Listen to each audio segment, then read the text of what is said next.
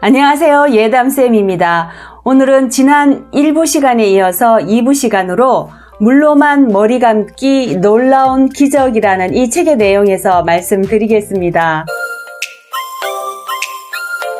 물로만 머리를 감았을 경우의 장점에 대해서 말씀드리겠습니다. 먼저 첫 번째로 피지샘이 작아져서 모발에 충분한 영양이 공급되어 모발이 점점 굵고 튼튼하게 자라난다. 두 번째, 모발을 생성하는 모근간 세포가 건강해져서 건강한 모발이 된다. 세 번째로, 두피가 두꺼워져서 머리카락이 뿌리를 깊이 뻗어 굵게 잘 자란다. 그리고 네 번째로, 상쇄균이 증가하여 두피가 건강하고 청결해진다. 그리고 다섯 번째로, 피지가 모발에 적당히 남아서 헤어스프레이 필요 없이 머리가 잘 다듬어진다. 물로 감은 후 시일이 어느 정도 지나고 나면 끈적임과 냄새가 나지 않는다. 일곱 번째로, 샴푸에 들어있는 화학물질이 눈에 들어가지 않아 눈이 아주 맑아진다. 그리고 여덟 번째로, 샴푸의 거품이 조금만 묻어도 이 피부에 나쁜 영향을 미치지만 샴푸의 화학물질과의 이별로 피부가 더 건강해진다. 그리고 아홉 번째로, 사람의 몸에서 나오는 것 중에 물로 씻기지 않는 것은 없으므로 물로 충분한 청결을 유지할 수가 있다. 그리고 열 번째로, 물로만 머리를 감은 지 3주가 지나면 과도하게 분비한 피지 분비량이 줄어들기 시작하여 길게는 4, 5개월 후부터는 피지샘이 완전히 쪼그라들어 끈적임을 느끼지 않게 된다. 그리고 11번째, 두피의 가려움증이 사라진다.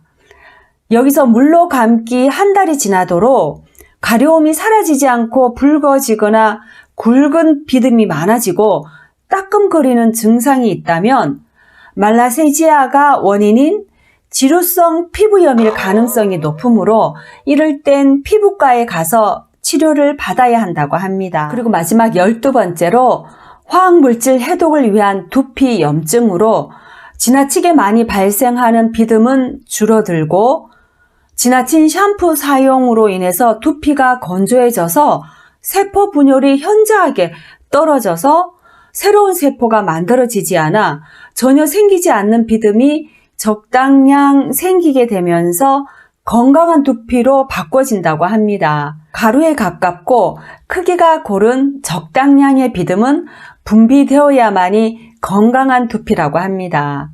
이상 물로만 머리 감기를 했을 경우의 장점을 말씀드렸습니다. 물로만 머리 감기의 수칙을 말씀드리겠습니다. 땀과 피지가 증가하는 여름이나 장마철에는 물로만 머리 감기를 시작하는 것은 조금 힘들 수 있으니 처음 시작할 때는 여름이 아닌 계절에 시작하는 것이 수월하고요. 긴 연휴를 이용해서 시도하는 것도 현명한 방법이고요.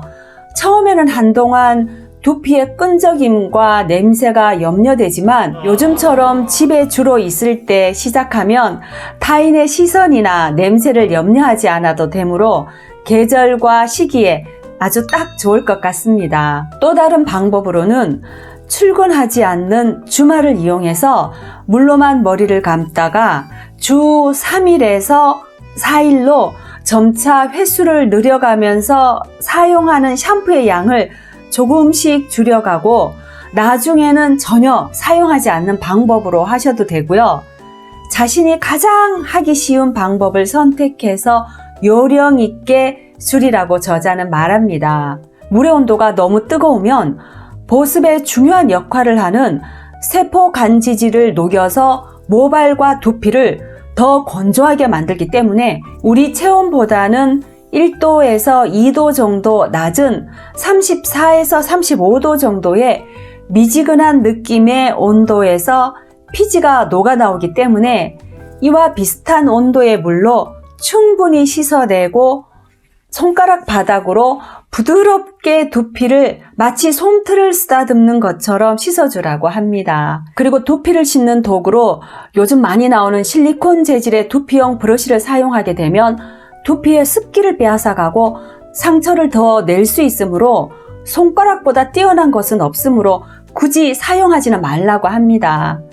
젖은 머리를 말릴 때는 수건으로 물기를 충분히 닦아내고 어릴 때부터 머리 말릴 때 습관적으로 사용하던 드라이기는 모발에 있는 케라틴이라는 단백질은 60도 이상이 되면 변성하여서 마치 오징어를 구울 때 울퉁불퉁해지는 것처럼 머리카락 표면이 파손이 되어 쉽게 손상이 되니 어지간하면 사용하지 않는 것이 좋으나 짧은 머리의 경우는 사용하지 않아도 쉽게 마르지만 긴 머리의 경우는 그렇지 않잖아요. 그럴 때는 드라이기로 한 15cm 이상 모발에서 거리를 두고 모발을 이렇게 들어 올린 상태에서 아래쪽에서부터 바람을 쏘이면서 머리의 뿌리 부분부터 먼저 말리면서 냉풍과 온풍을 번갈아 가며 말리는데 여기서 주의해야 할 점은 두피는 완전히 말리고 머리카락 끝은 약간 축축한 상태로 두고요. 짧은 머리는 1분, 긴 머리는 5분 이내에 말리라고 합니다. 정발제인 헤어스프레이와 모발용 에센스 그리고 헤어케어 제품은 바르지 말라고 하는데요. 그 이유는 여러 헤어 제품 안에도 다양한 화학 물질이 들어있기 때문이라고 합니다. 저 같은 경우도 헤어케어 제품은 따로 바르지는 않지만 머리를 감은 후 약간 촉촉한 상태에서 바디 로션이나 얼굴 로션을 손바닥에 들어서 비벼서 모발 끝에 살짝 이렇게 발라주면 린스를 한 것 같은 효과가 있더라고요. 그래서 모발 보습에도 아주 좋은 것 같아서 그렇게 활용을 하고 있습니다. 물로만 머리를 감을 때 처음 한동안 가장 힘든 부분이 끈적임과 냄새 그리고 가려움 등이 있는데 이럴 때 대처 방법은 조금 더 따뜻한 물로 아침, 저녁 2번 머리를 감아주거나 가성소다를 첨가해서 만든 순비누를 사용하면 한결 견딜만 하고요. 순비누는 인터넷에 검색하면 구입하실 수 있습니다.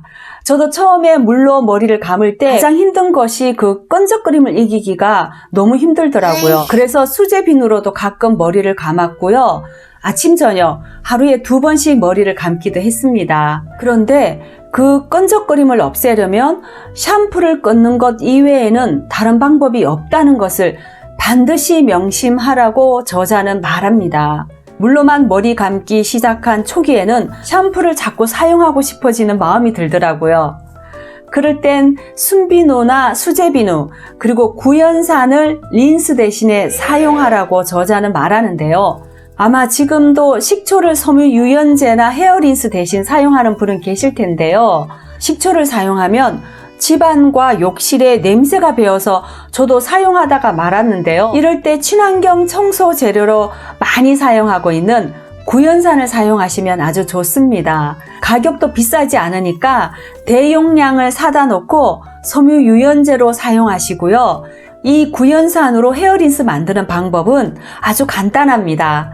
대야나 세면대에 미지근한 물을 가득 받아서 구연산 2분의 1티스푼을 넣고 잘 섞은 후에 모발을 헹궈주면 됩니다. 신맛이 느껴지지 않을 만큼의 아주 연한 정도면 되니까 참고하셔서 자신에 맞게 활용하시면 좋을 것 같습니다. 또 다른 모발의 끈적임 방지로는 동물 털로 만든 빗수로 빗질을 부드럽게 하고 머리를 감기 전에 빗질을 해주면 두피의 때가 더 잘 제거되고 끈적임과 냄새와 가려움 그리고 정전기 등을 예방하는데 아주 큰 효과를 볼 수 있다고 합니다. 샴푸 사용 후 아무리 깨끗하게 씻어내도 화학물질이 두피에 남아있게 되므로 이 점 꼭 명심하라고 저자는 당부를 했는데요.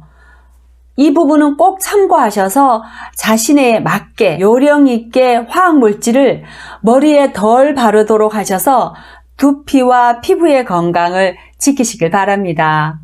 오늘은 물로만 머리 감는 방법과 장점에 대해 말씀드렸습니다.